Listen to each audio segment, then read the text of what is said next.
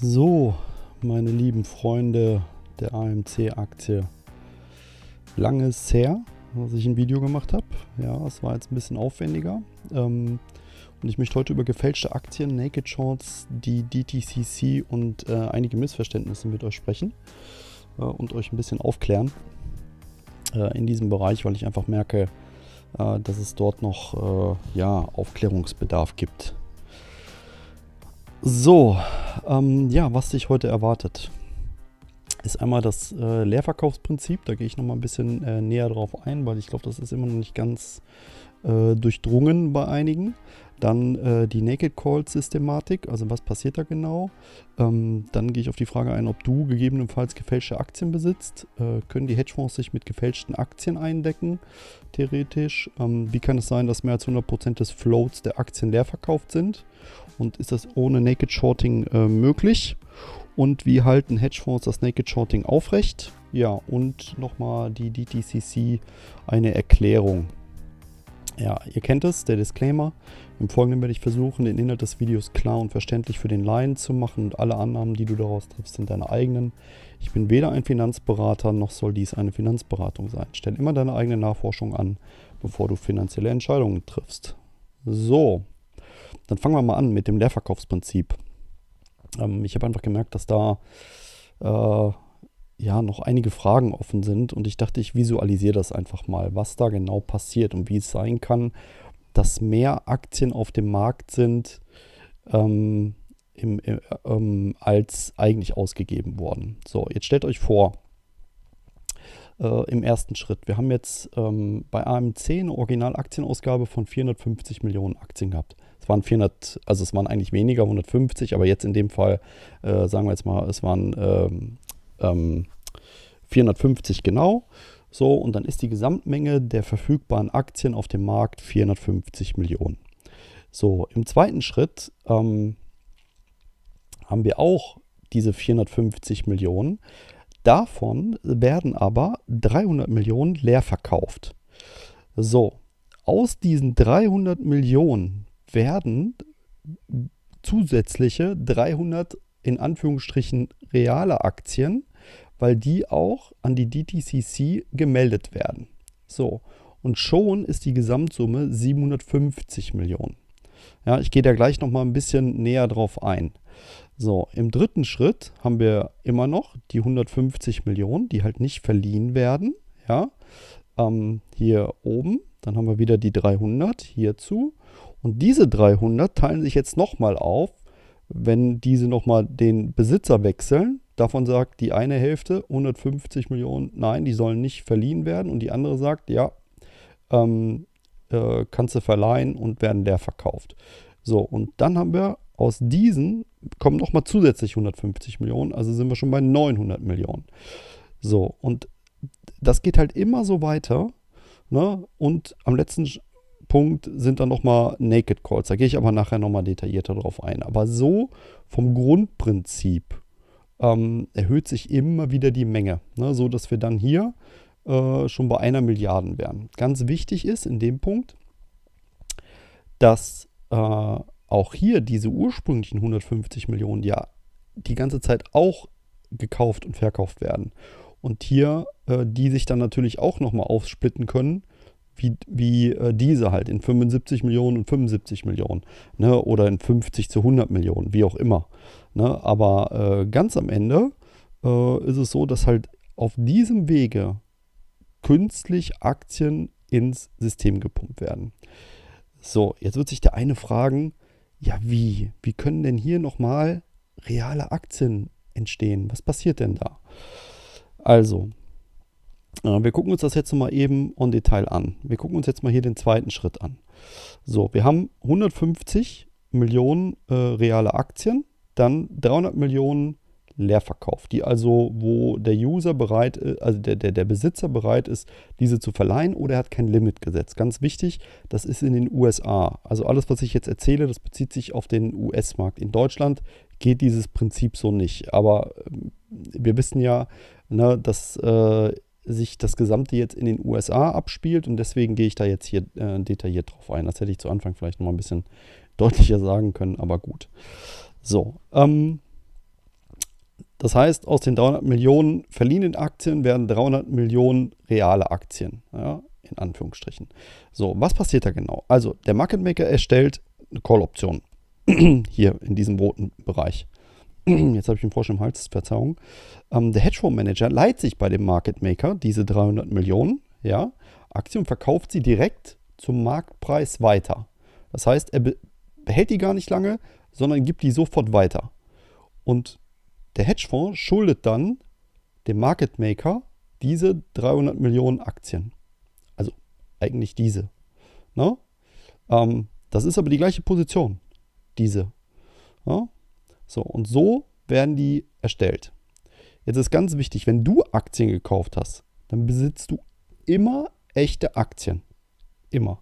Ne? Es sei denn, dein Broker verleiht deine Aktien. In den USA, haben wir ja schon oft gehört, ist es so, dass speziell die Neo-Broker und die kleinen Smart-Broker einfach auch die Aktien nochmal verleihen und zusätzlich nochmal Geld zu verdienen, einfach an dieser Leihgebühr, die es da gibt. In Deutschland ist das nicht erlaubt. Ja? Also ihr braucht euch hier in Deutschland darüber keinerlei Gedanken machen. Mir geht es jetzt darum, dass ihr die Grundsystematik dahinter versteht und auch nochmal ein besseres Verständnis bekommt, okay, was passiert da eigentlich? Und mit dem besseren Verständnis auch das Vertrauen in den Prozess. Ja? Die Market Maker besitzen keine echten Aktien, haben aber das Recht, sie zurückzurufen und können sie jederzeit dann auch verkaufen. Das heißt, in der Sekunde, wo der Market Maker hier diese Option erstellt und die verleiht an den Hedgefonds, kann er diese Aktien zurückrufen. Das ist ja der Fehler im System. In den USA geht das nicht. Du musst diese Shares real besitzen in Deutschland oder in Europa. In den USA kannst du faktisch aus dem Nichts sagen, pass auf, ich leihe dir 300, ich erstelle Optionen für 300 Millionen Aktien. Das Einzige, was eigentlich nur sichergestellt sein muss, und das war halt in der Vergangenheit fast immer der Fall, dass man genug Aktien auf dem Markt findet, um dem Market Maker seine Position zu bedienen. Ja, ich gehe da gleich nochmal ein bisschen näher drauf ein. Ja, Sie müssen sie nur zurückrufen, wenn Sie verkaufen, ja, und die Leerverkäufe erhöhen also die Anzahl der Aktien auf dem Markt, denn sowohl der Verleiher als auch der Käufer melden der SEC, dass sie diese besitzen. Das heißt, wir melden das einmal, wir sind am Ende die Käufer, ne, der Retailer und derjenige, der sie uns verliehen hat. Der meldet, hey, also hier der Market Maker meldet an die DTC, hey, ich habe hier diese Aktien. So, das heißt, es wird zweimal an die DTC die gleiche Anzahl gemeldet. So. Jetzt noch auf die Frage, wie sind mehr als 100% Leerverkauf möglich? Also, wir gucken uns hier auch nochmal den zweiten Schritt an. Wir haben halt hier 150 Millionen reale Aktien. Hier fehlt mir übrigens das Leerzeichen, sehe ich gerade, verzeiht das. Plus die 300 Millionen leerverkaufte entstehen, dann haben wir ja gerade gelernt, 300 Millionen in Anführungsstrichen auch wieder reale Aktien. Das heißt, die entstehen dadurch, dass 150 Millionen Aktien bei den Besitzern ihre Aktien nicht verleihen wollen. Das sind diese hier. Ja. Und 300 Millionen Eigentümer sind bereit, ihre Aktien zu verleihen oder haben kein Limit gesetzt. Das ist halt der Punkt in den USA. Wenn du halt kein Limit setzt, dann werden deine Aktien in der Regel eigentlich auch verliehen. Ne? Es gibt auch diese, ich sag mal, Meldungen, dass man kein Limit setzen sollte, weil dann die Hedgefonds das auch wieder ausnutzen könnten und sehen, okay, welche Aktien sind eigentlich im Besitz, ja, und mit denen könnten sie auch wieder handeln, weil sie das im Orderbuch sehen. Ja, das ist zum Beispiel eine Theorie. Ja, in Deutschland für uns ist es vollkommen egal. Ihr könnt euch, also ich empfehle immer ein Limit zu setzen. Das geht aber nicht darum, dass eure Aktien dann nicht verliehen werden. Das wird eh nicht passieren, weil ihr habt immer reale Aktien. Es geht eher darum, dass ihr für euch einen Plan habt und sagt, okay, ich habe mein erstes Ausstiegsszenario. Jeder, der es noch nicht gesehen hat, kann gerne nochmal mein Exit-Strategie-Video dazu sich angucken. So, wenn wir das jetzt nochmal mit Schritt 3 gegenüberstellen, das, was ich eigentlich schon auf Slide 2 gerade erklärt habe, ist es halt so, dass hier diese 300 Millionen Aktien nochmal aufgesplittet werden in zwei Bereiche. Ne? Ich habe das jetzt vereinfacht dargestellt, einfach gesagt 50-50. Die eine Hälfte sagt, das geht ja an neue, ich sage das mal, Affen. Ja, und von diesen 300 Millionen Affen sagen 150 Millionen, ja, ich will die einfach behalten. Ne? Die werden nicht verliehen. Ne? Und ich setze mir direkt ein Limit. Der zweite wäre, ja, die sagen, die sind sich gar nicht bewusst, die setzen kein Limit, haben die einfach im Portfolio, ne, und dann werden die wieder verliehen. Und ja, diese 150 Millionen, die dann verliehen werden, werden dann auch wieder an neue Apes verliehen, die vielleicht sagen, nein, möchte ich nicht. So, und ja, diese 150 Millionen Aktien bei den neuen Besitzern, die ihre Aktien nicht verleihen wollen, ne, das sind diese und diese. Und die 150 Millionen Eigentümer sind bereit, ihre Aktien zu verleihen oder haben kein Limit gesetzt. Das sind diese. Ne? Man kann das jetzt auch hier mit den 300 ersetzen. So, aber in der Summe seht ihr, dass dann mehr als 100%, die 100% waren ja eigentlich diese 450 Millionen, tatsächlich auf dem Markt existiert. Oder zumindest bei der DTCC. Und das ist am Ende dann der Markt. Ne?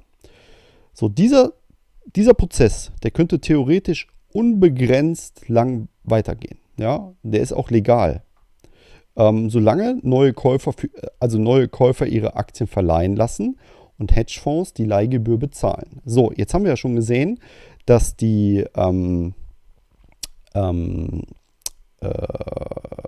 Utilization Rate bei 100% liegt und dergleichen, ne, dass Leute immer weniger bereit sind, ja zumindest bei Ortex, wenn wir bei Ortex gucken, ihre Aktien zu verleihen. Ne. Es gibt kaum noch Aktien, die zu leihen sind. Deswegen steigt ja auch die Leihgebühr. Ne. Und das sind beides Dinge, die darauf hindeuten, dass dieser Prozess zwar immer weitergeführt wurde, aber sich immer mehr verlangsamt. Ja, so. Und das ist, glaube ich, ganz wichtig zu verstehen. So, dann möchte ich noch eine Aufsplittung machen zwischen legal versus illegal. Theoretisch könnte halt der gesamte Streubesitz um ein Vielfaches geschortet werden, solange genügend Aktionäre bereit sind, ihre Aktien zu verleihen. Na? Da nicht alle Aktionäre das Ausleihen ihrer Aktien erlauben, gehen den Leerverkäufern irgendwann die Aktionäre aus, von denen sie sich etwas leihen können. Und sie können nur dann weiter Leerverkäufe tätigen, wenn sie auf Naked Shorting zugreifen. So, das hier oben, der erste Prozess, den ich euch gerade gezeigt habe, der ist legal. Das ist so verrückt das klingt, ja, aber er ist legal. Und dieser Bereich, der ist illegal. Ne? So. Jetzt nochmal eine vereinfachte Darstellung von dem Leerverkauf, damit auch der Letzte es wirklich versteht. Ja, wir haben hier einen Verkäufer, der gibt eine Aktie im Leerverkauf an den Käufer, erhält das Geld zurück und das nennt man dann T+2 bzw. 5, 6, 9, 12 oder 21. Na, das hatte ich jetzt auch erst neu rausgefunden. Das bedeutet, dass wenn du eine Aktie kaufen möchtest und das Geld sendest, in der Regel dauert dieser Prozess 2 Tage. Das heißt, du hast gar nicht direkt diese Aktie, sondern du erhältst einen Schuldschein bzw. eine Fake-Aktie. Also am Ende das Versprechen, dass diese Aktie geliefert wird. Das ist ein ganz normaler Prozess. Und dieser Schuldschein bzw. diese Fake-Aktie, ja, landet dann in deinem Depot, ist aber immer mit einer echten Aktie verbunden. Das geht über die Clearingstelle, also über die DTCC. So, jetzt können die Hedgefonds dieses T+2, in der Regel sind das 2 Tage, mit verschiedenen Tricks, das auf 5, 6, 9, 12 oder gar 21 Tage pro Kauf hinausschieben. Ne? Wie die das machen, das wäre jetzt zu komplex, das zu erklären. Das ist wirklich sehr, sehr, sehr, sehr tricky, aber sie machen es. Ne? Und das weiß man auch und das ist auch eigentlich bekannt. Ja? So, was für dich wichtig ist, dass es ganz normal ist, dass es immer Millionen falsche Aktien in Anführungsstrichen im Umlauf sind. Das ist einfach dem Prozess geschuldet, wie das halt funktioniert. Ne? Also wenn du jetzt heute eine Aktie kaufst, dann hast du siehst sie direkt im Depot, du hast sie aber tatsächlich erst im Depot in 2 Tagen. In der Regel. Also in Deutschland hast du sie in 2 Tagen dann im Depot. Ne? Und in den USA eigentlich auch. So, jetzt können aber die Hedgefonds das mit gewissen Tricks hier bis auf 21 Tage verlängern. So, und das heißt ja, dass 21 Tage lang Fake-Aktien bei Millionen von Käufern im Depot sind, die dann vielleicht auch wieder verliehen werden. Ja, so, das ist ganz, ganz wichtig zu wissen. Ne? Also am Ende ist das Versprechen, dass eine Aktie geliefert wird, also diese IOU. Ich gehe das nochmal durch vom Prozess. Ich möchte, dass nämlich wirklich jeder das wirklich in der Tiefe verstanden hat. So, der erste Punkt ist, der erste Schritt. Hedgefonds verkauft eine Aktie A leer. Der Hedgefonds hat dann 2 Tage Zeit, die Aktie A an die DTCC zu senden. Hedgefonds hat die Aktie A aber nicht. So. Also geht der Hedgefonds zu einem Market Maker 1 und kauft von ihm Aktie B. Ja? Also er kauft zwar von der gleichen Firma, aber er kauft halt die Aktie von dem Market Maker. Hedgefonds muss im Gegenzug auch eine Aktie C an den Market Maker verkaufen. So, zur Verschleierung wird dies in Form von Optionen abgewickelt. Das ist halt dieser komplizierte Prozess. Ja? Der Hedgefonds sendet den Deal, Kauf der Aktie B, ja, Kauf von ihm Aktie B, 2, ja, an die DTCC. Deal 1 ist dann für den Hedgefonds erledigt. Dieser Deal ist dann erledigt, weil der Hedgefonds hier von einem Market Maker die Aktie B gekauft hat. Das heißt, er benutzt hier die Aktie B, um diesen Deal bei der DTCC abzuschließen. Der Market Maker 1 schuldet der DTCC auch noch eine Aktie und sendet Aktie C, die er hier erhalten hat, aus 3. Damit ist Deal 2 für den Market Maker auch erledigt. So, Schritt 6 ist, Hedgefonds schuldet der DTCC noch die Aktie aus Deal 3. Ja? Also der Hedgefonds muss ja im Gegenzug eine Aktie noch von dem Market Maker verkaufen. Der hat aber jetzt, dadurch, dass hier ein Deal in einem Deal stattfindet, hat er sich wieder weitere 2 Tage erkauft. Und so geht das immer wieder weiter, dass sie das immer wieder verlängern. Und das sind halt nicht nur immer 2 Tage, sondern sie können das auch mit Tricks auf 5, 6 bis zu 21 Tage verlängern. Ne? So. Und der Hedgefonds geht nun zu Market Maker 2 und kauft von ihm Aktie C. Ne? Also, das ist dann der letzte Schritt. Der Hedgefonds geht dann wieder zum zweiten Market Maker, ja, und kauft von ihm Aktie C. Und so weiter und so fort. Das ist ein rollierendes System, ne, was da stattfindet. Und am Ende ist das ein Schneeballsystem, was es auch für die DTCC so schwer macht, das nachzuvollziehen. Ich glaube, die gucken aber auch nicht genau hin, das unter uns. Ne? Theoretisch könnte also dieser Prozess jedoch noch unbegrenzt weitergehen, solange die Market Maker diese Praxis unterstützen und Hedgefonds genug Geld haben, die Prämiengebühren dafür zu bezahlen. So, bei Citadel ist es zum Beispiel so, Citadel hat auch einen eigenen Market Maker. Das heißt, sie können das eigentlich so machen, wie sie wollen. Ne? Komplett. So, zum Glück wird da jetzt ein bisschen genauer hingeguckt. Ne? Ganz wichtig, die können das halt eigentlich so lange machen, solange die Prämien und Gebühren dafür solange sie die Prämien und Gebühren dafür bezahlen. Ganz wichtig, die neue Regel, die DTC 5er-Regel, die jetzt kommen soll, die würde das eigentlich komplett ad acta legen, wenn die jetzt wirklich kommt, weil es setzt halt voraus, dass du die realen Aktien für den eigentlichen Deal besitzen musst. So. Also, wichtig zu wissen für euch nochmal. Es gibt immer eine Menge falscher Aktien, die IOUs genannt werden. Was ist jetzt? Wichtig zu wissen, es gibt immer eine Menge falscher Aktien, die IOUs genannt werden, einfach aufgrund der Art und Weise, wie der Handel ausgeführt wird. Das hatte ich euch gezeigt, das war diese Übersicht mit diesen beiden Köpfen.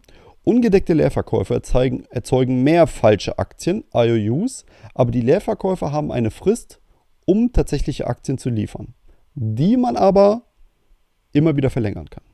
Leerverkäufer sind in der Lage, Market Maker zu bezahlen, die ihnen helfen, diese Frist immer wieder zu verlängern, und zwar auf unbestimmte Zeit, solange sie es sich leisten können. Das ist zwar illegal, passiert aber definitiv. Ja? Ganz wichtig, du musst dir nie Gedanken darüber machen, ob du eine echte oder eine gefälschte Aktie besitzt. Du weißt halt nicht, ist die Aktie, die du dir jetzt kaufst, ist die aus einem Leerverkauf, also ich sag jetzt in den USA, oder ist die einfach aus einer Long-Position, als jemand, der die Aktie jetzt normal lange gehalten hat, ne, und möchte jetzt verkaufen. Ne? Ja. Du kannst deine Aktien jederzeit verkaufen und wirst immer dein Geld dafür bekommen. Also die Privatanleger sind die am besten geschützte Instanz in diesem Bereich. So, und deswegen brauchst du dir auch speziell hier in Europa brauchst du dir darüber keine Gedanken zu machen. So, können sich die Hedgefonds mit falschen Aktien eindecken? Auch eine Frage, die ich immer wieder bekomme. Nein, denn man kann einen Leerverkauf nur decken, wenn man reale Aktien an den Verleiher zurückgibt. Also du musst am Ende immer wieder mit einer realen Aktie um die Ecke kommen. Ganz am Ende, wenn das Spiel zu Ende gedreht ist und der Schneeball zu Ende gerollt ist. Die einzige Möglichkeit, dies zu umgehen, wenn er die Aktien vom Verleiher direkt kauft. Das geht halt auch, ne, indem er halt von demjenigen, der ihm die Aktie verliehen hat, dass er die Aktie kauft. Ihr müsst euch das vorstellen, das ist so, als würdest du jetzt in die Buchhandlung gehen, ne, und du hast nicht in der Buchhandlung, sondern in der Bibliothek und du kaufst am Ende das Buch, was du dir ausgeliehen hast. Ne? Dafür werden aber auch reale Aktien benötigt. Ne? Also es müssen dann dafür auch reale Aktien vorliegen. Das ist so, du musst ja auch ein reales Buch vorlegen. Also, die Quintessenz, und das ist immer das, was, glaube ich, viele nicht verstehen, ist, Leerverkäufer generieren also synthetische Aktien, indem eine spätere Lieferung versprochen wird. Das ist der Schlüsselsatz. Und bitte lasst den mal auf euch wirken. Es ist nicht so, dass, so wie es jetzt auch oft publiziert wird, dass irgendwo eine Aktie wie bei Falschgeld irgendwo einer auf den Knopf drückt und da wird tatsächlich eine, ich sag mal in Anführungsstrichen, virtuelle falsche Aktie generiert. Das passiert nicht. Sondern es handelt sich eigentlich immer nur um ein Versprechen einer späteren Lieferung. Das ist dieser Schuldschein. Das ist am Ende diese synthetische Aktie. Und das ist, glaube ich, ein Grundverständnis, was in der Community nicht ganz angekommen ist. Ne, weil viele meinen immer noch so, man verbindet das so wie beim Geld oder irgendwie dergleichen. Ja, dass einer auf den Knopf drückt und einfach einen falschen 50er da ausdruckt. Aber das passiert nicht. Das ist nicht der Fall. Ne? Und ich hoffe, dass ich das jetzt ein bisschen aufschlüsseln konnte. Da gibt es auch nochmal einen Hintergrund mit der DTCC, ein Missverständnis, was es da gibt. Also die DTCC verfolgt nicht jede Aktie in einer 1:1 Beziehung. Ne? Das ist jetzt nicht so, dass sie sich anguckt, hey, ist die Aktie 1, die Aktie 2, 3, 4, weil Aktien haben keine Seriennummer oder ein digitales Zertifikat oder dergleichen, sondern die sind frei austauschbar. Ne? Die DTCC hat lediglich Aufzeichnungen darüber, wer Aktien haben sollte, wer Aktien schuldet und wem Aktien geschuldet werden. Ja, und ihr müsst euch die DTCC von der Systematik wie so eine Bank vorstellen. Ne? Und Aktien halt wie Geld. Die Aktien sind halt austauschbar. So wie Geld. Das bedeutet, dass wenn so wie du dir jetzt keine Gedanken machen musst, dass jetzt die Bank zum Beispiel genug Geld hat, um alle auszuzahlen, wenn jetzt alle zu der Bank rennen würden. Weil das haben die auch nicht. Ne? Genauso wenig musst du dir Gedanken machen, ob du nachher deine Aktien verkaufen kannst. Ja, kannst du. Ja, das von der Bank meine ich hier, die Bank, die guckt ja nur, okay, was für Eingänge hast du auf dem Konto, was für Ausgänge hast du auf dem Konto, und die schauen ja nicht genau, welche Geldscheine mit welcher Seriennummer gehen bei denen raus oder rein, sondern die gucken sich nur die gesamten Anzahlen an, in Summe. Ja, und die DTCC macht da nichts anderes. Die guckt einfach nur, ist das Gesamtverhältnis korrekt. Ja, so. Und Aktien sind halt wirklich 1:1 austauschbar. Das bedeutet, dass auch ein Hedgefonds zum Beispiel, der jetzt der DTCC Aktien gemeldet hat und die DTCC schließt einen Fall, dann können sie theoretisch diese gleichen Aktien auch nochmal bei einem anderen Market Maker platzieren und die wieder der DTCC melden. Ne? Das ist genauso wie wenn du jetzt zu jemandem gehst und ein Freund sagt, hier pass mal auf, ich habe 1000 Euro und diese 1000 Euro zeigst du nachher auch noch einem anderen Freund. Ja, und beide sehen halt die gleichen 1.000 Euro. Die sind einfach austauschbar. Und genauso ist es hier jetzt auch. So. Also ihr braucht euch halt eigentlich darüber jetzt keine Gedanken machen, ähm, in Bezug auf, ob ihr euer Geld bekommt, ja, oder dergleichen. Ja, mir ist nur ganz wichtig, dass das Verständnis da ist, dass wir nicht rauskommen, also die Hedgefonds kommen da nicht raus, wenn wir unsere Position halten. Weil dieser Schneeball, der wird irgendwann aufhören zu rollen.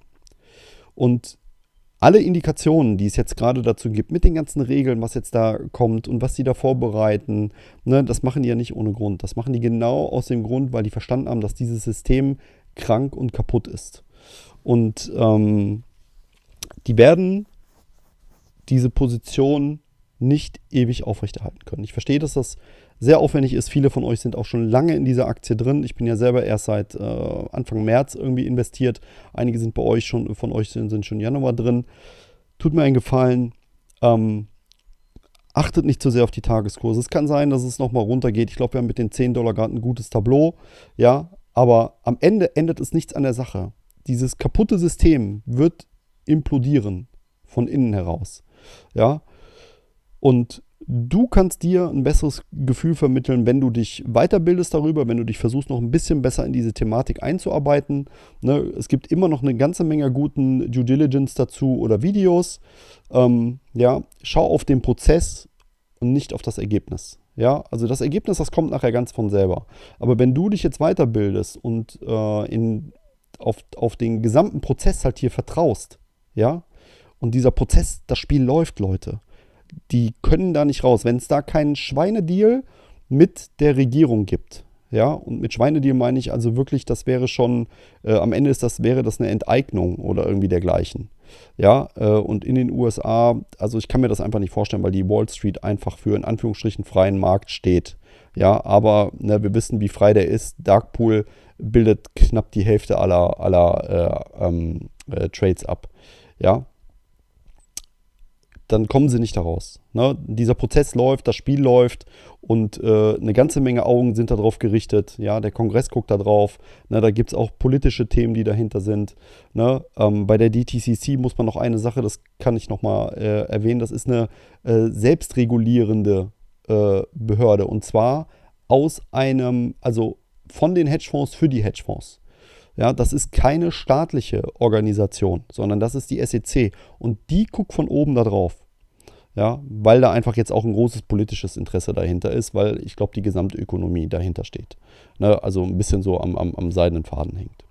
So, ganz wichtig, halt an deinem Plan fest, ne, wenn du einen hast, egal wie der aussieht. Auch wenn du jetzt für dich sagst, hey, ich muss da raus, auch vollkommen in Ordnung. Ne, ich quatsche keinen in eine Aktie rein, ne, das ist vollkommen in Ordnung. Wenn du sagst, nee, kannst du nicht mehr aushalten, alles gut. Ja, und ganz am Ende ignoriere die Idioten. Ne, ihr kennt mich. Und ja, zusammen erreichen wir einfach mehr. Ne? Also lasst uns da weiter gegenseitig unterstützen, supporten. Ich glaube, wir sind wirklich im Endgame. Das wird sich nicht mal allzu lange hinziehen. Wie lange kann ich nicht sagen. Aber es wird jetzt nicht über nochmal 3 oder 6 Monate gehen. Das kann ich mir einfach nicht vorstellen. Ja, es können aber auch noch 2 Monate gehen. Ne? Je nachdem, wie lange die brauchen, um das jetzt vorzubereiten und sich aufzustellen, so dass nachhaltig wirklich ja, jeder abgesichert ist. Ich glaube, ganz am Ende ist es jetzt so, dass geschaut wird, wie kann man Citadel ersetzen. Citadel, die sich ja wirklich in diesem gesamten Netz und System und was sie alles geschortet haben, ich sag mal ein bisschen in Anführungsstrichen reingezeckt haben. Und da muss jetzt einfach geguckt werden, wer kann dieses System übernehmen. Man darf halt nicht vergessen, dass halt Citadel in, ich glaube, 47% aller Retailer-Geschäften involviert ist. Ja, so. Und wenn Citadel auch nur einen Tag ausfällt, dann kippt das System. Das heißt, du brauchst sofort jemanden, der das komplett übernehmen kann. Und das muss gut vorbereitet sein. Ja, das war's von mir. Wenn dir der Content gefallen hat, würde ich mich freuen, wenn ihr den Kanal abonniert. Lasst gerne ein Like da. Ist natürlich super, dass die Prise jetzt schon zu Ende ist. Ja, dann, wer es noch nicht macht, kommt gerne auch hier in unsere Telegram-Gruppe.